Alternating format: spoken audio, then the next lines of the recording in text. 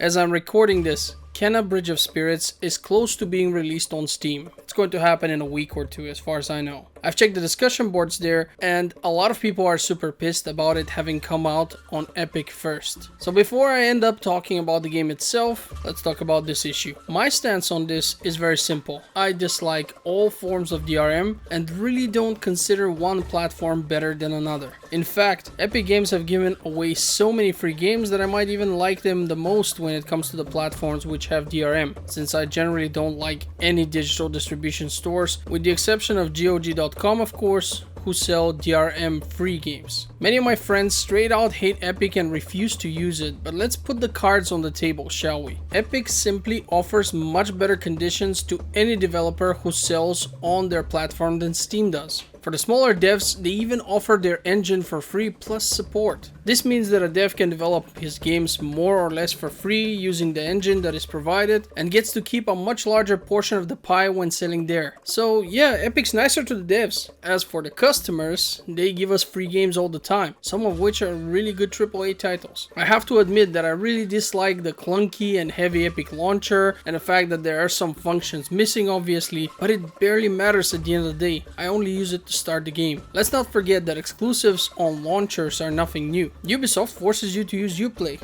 Rockstar does the same. And let's talk about Blizzard and EA as well as other ones. Even when these games are sold on another store, they actually demand that you link the original launcher to the one you bought it from. So at the end of the day, we're back to my original point. I am not defending Epic Games, but rather reminding everyone that all launchers are shit. And since some people religiously use Steam, let me remind you how hard we had to sue them so that we get some kind of right to refund games from Valve. They are anti-consumer and they are as much anti-consumer as we will allow it. So just like anyone else really. Unlike consoles where exclusive means that you need to purchase real hardware in order to play a game, and this usually costs hundreds of euro, on PC an exclusive simply means having to download some stupid launcher. And we already have a bunch of those. So stop being so upset about Epic. Honestly, who the hell cares what bloatware has to be used to play a game? Instead of exhibiting some strange form of Stockholm syndrome, to those who don't know, that's supposedly when the victim starts feeling attachment to their abductor, torturer, etc.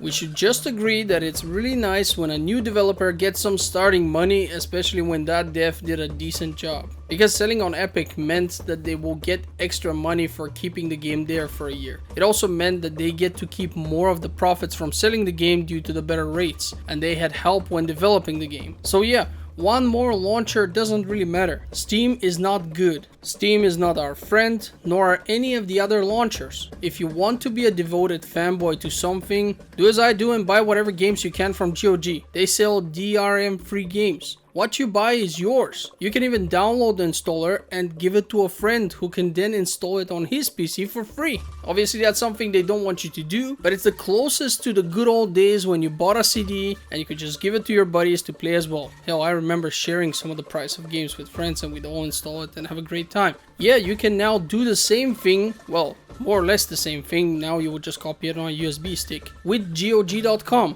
which by the way incidentally stands for goodoldgames.com. So with all due respect, let's stop sucking Valve's cock and realize that it's just a company which will screw us just as much as any other, so long as we allow it. Don't forget that the consumer is the one who profits from the competition between companies. Oh, and I want to make clear that I'm not affiliated to GOG in any shape or form. I just approve of their business model. Now on to Kenna Bridge of Spirits. In this game we play as an Asian girl in some sort of Asian country. The land is corrupted and we have to restore it to its former glory. Starting the game we will notice that it seems to support ultra-wide resolutions, but since you cannot set up the field of view you will need to fix it otherwise in order to be able to play the game properly, unless you want to play it zoomed in of course. So a fix is available and really necessary here. Kenna has psychic powers which allow her to communicate with the spirits of the dead. In order to cleanse the land, she will have to help several spirits pass on, as they seem to have unfinished business in this plane. The graphics are quite nice, and our character is well animated and voiced. The music is equally pleasant. The good news here is that all characters are in fact voice acted, even the ones that seem to not be very relevant. The map is semi-open, you do have strict lanes in which you can move, move, so it's not an open world, but since each destination has several paths toward it, there's an element of exploration which is both fun and rewarding. As you progress through the story, Kenna will unlock new abilities, with the help of which she can reach places which were outside of her reach before. This means that backtracking is encouraged, but don't worry about it. It's not a lot and it's not a big problem. It's not like in other games. The game's combat was rather enjoyable, although I have to admit that it was also a bit repetitive later on. You do get more offensive options, different enemy types, but it somehow did not make me enjoy fighting the enemies, even though it seemed to be getting better. The exploration and the puzzles were quite nice though. I like that there weren't any overly complicated ones. I also managed to pretty much find all the secrets without problems, so this should be a sign for you that this is not a very challenging game, but for me it felt just right, because to be quite honest, I don't really like to be challenged way too much. The game's platforming is also quite reasonable and not very punishing. All in all, it was actually kind of fun.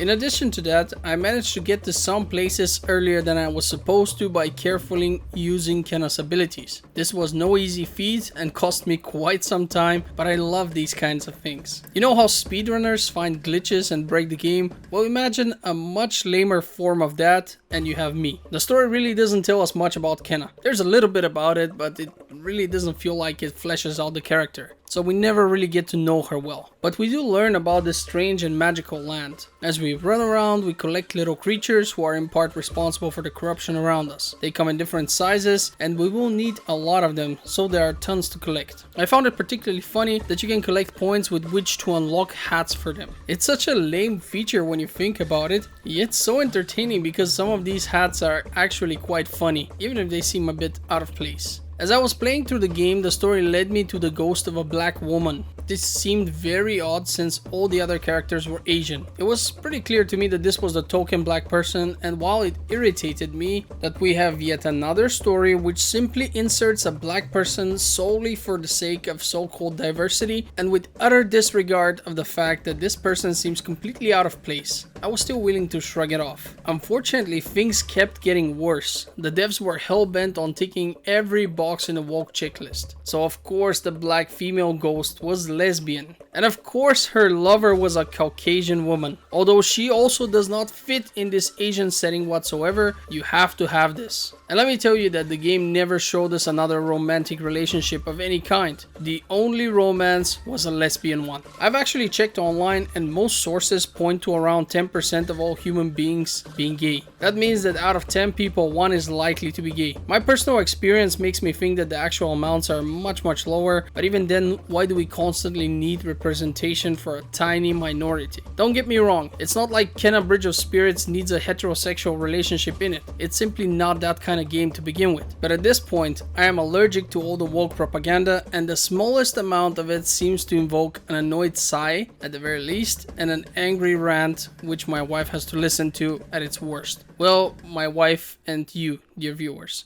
for which I apologize. Did this ruin the game for me? No, but it made me like it a little bit less. And this is a key point here. Why add something to the game which could end up angering some of your player base? One has to always put these things on scales. On one end, if you add it, you may piss off some people. On the other end, if you don't add it, nothing really will happen. I'm sure no gay player ever said, this game has no gay relationships in it, I hate it. That's not how this works. So instead of certainly angering some of your players, and I have to stress that more and more people are beginning to really hate all of this woke shit that is being shoved down our throats, just to potentially make a tiny fraction of a social minority happy by representing it. Why not focus on crafting a great story instead? I can assure you that all groups would like that equally. And that is my main criticism here. While we do learn more about the world of the game, we sort of learn very little about Kenna herself. She doesn't fall in love, she doesn't really overcome any real obstacles which stand in her personal journey. Nothing of great interest happens. A little bit of her past is revealed, but it's very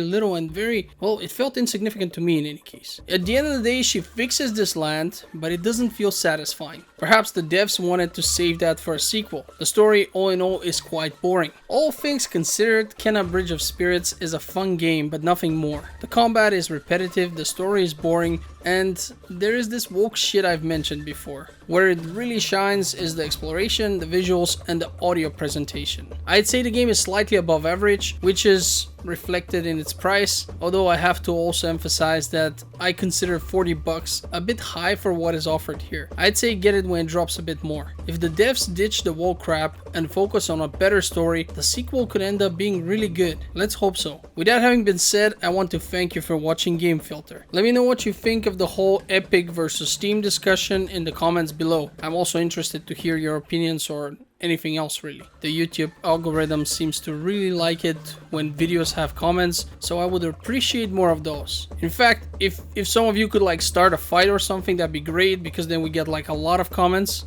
I'm just kidding. In any case, thanks for watching. This is Nino signing out.